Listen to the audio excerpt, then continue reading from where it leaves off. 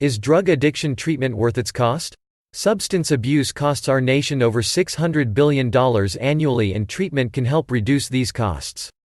Drug addiction treatment has been shown to reduce associated health and social costs by far more than the cost of the treatment itself.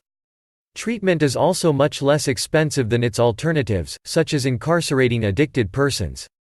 For example, the average cost for 1 full year of methadone maintenance treatment is approximately $4,700 per patient, whereas 1 full year of imprisonment costs approximately $24,000 per person.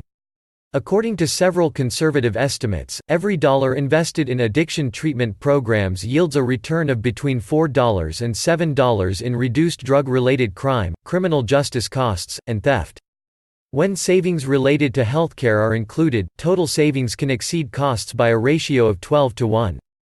Major savings to the individual and to society also stem from fewer interpersonal conflicts, greater workplace productivity, and fewer drug-related accidents, including overdoses and deaths.